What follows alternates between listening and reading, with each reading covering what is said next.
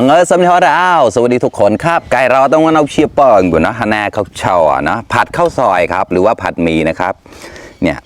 ได้มาเต็มถาดเลยครับก็หมดแท้ก็ได้แล้วแต่นะวันนี้ก็ไม่กินข้าวครับกินแค่นี้แหละครับโอเคครับแรกวิเชียร์ได้พันเดอร์ไลค์เดอร์แชร์กันมาต่อแล้วแต่นะไลค์เพื่อนสัมพอร์ตก็ตั้งเกาหนกๆแล้วนะฝากกดไลค์กดแชร์ด้วยนะครับเพื่อนๆมาเลยครับ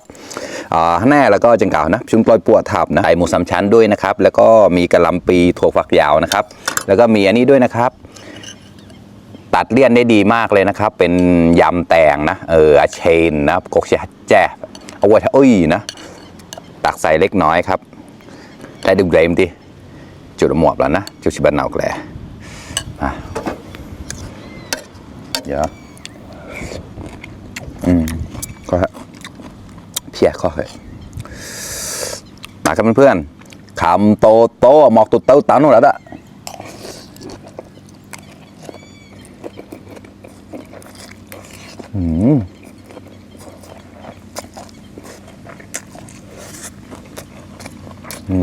ค่ะ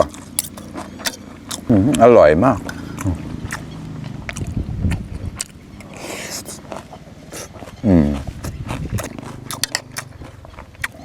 ถึงเกลือหมูสามชั้นครับ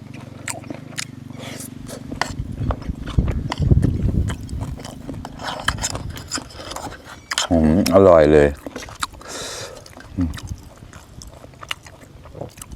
มาครับคำโตโตหมอกตุดโตตามโนรัตอะ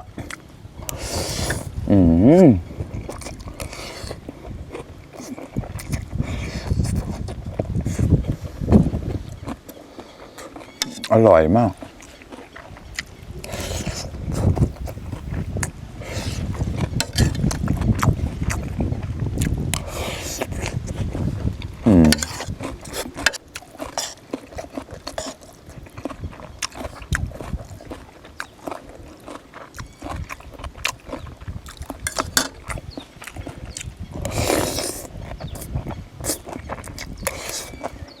ก็ตามจอให้เขาเช่าชื่อคอมเมนต์เนี่ยเราได้เยอะนะกลิ้งเชียนก็มันจอนะ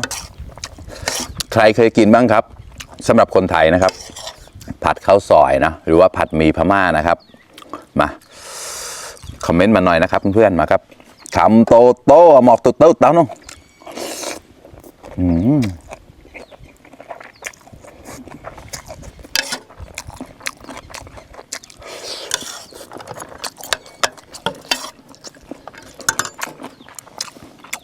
ก่อนมีน้ำหมูงานจุดสิบแล้ว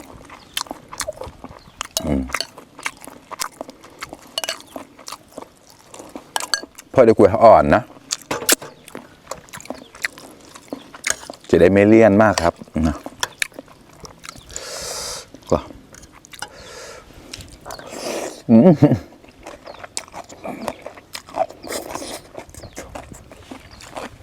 จันเลยป่านอร่อยมากกูชิมมาเหล่าแล้วนะข้อเกิด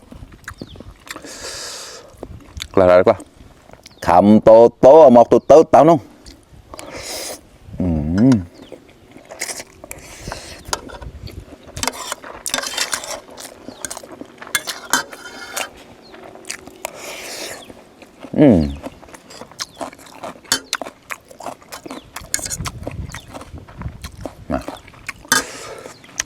หมูสามชั้นกับถั่วครับเนาะบ้ากับถึงเลย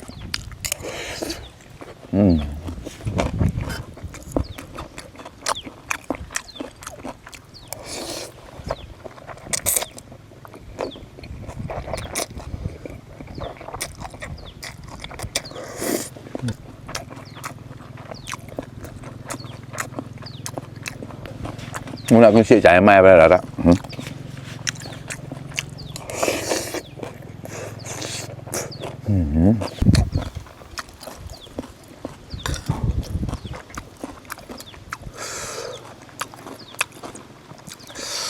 ว้า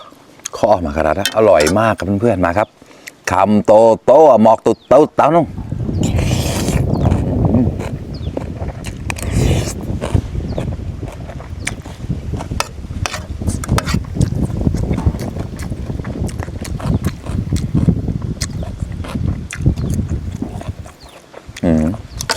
แซ่บ ม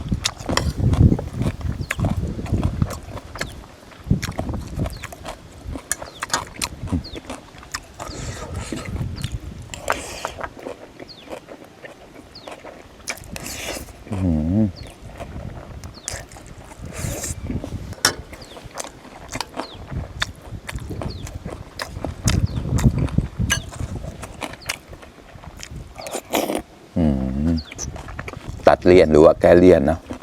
ช่วยได้เยอะเลย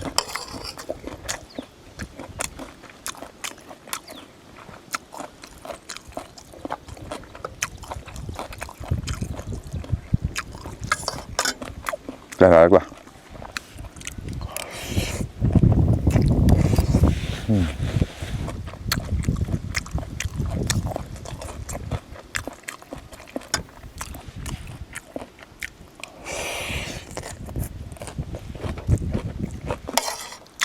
อร่อยมากๆแต่จอดอะนะเราโดนตัวชีพเจ๊ป่ะอันไหนผมจะน่าติดตามเลยเดี๋ยวอ่อนเด็กลอยเดี๋ยวเสียไปเลยเราโดดแต่ถ้านกก็น่าตายจอดกว่าเราละ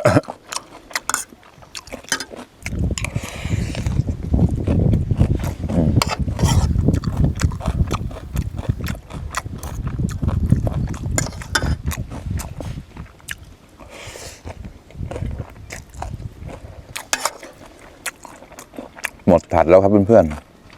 หมดแท้แล้วละข้างใน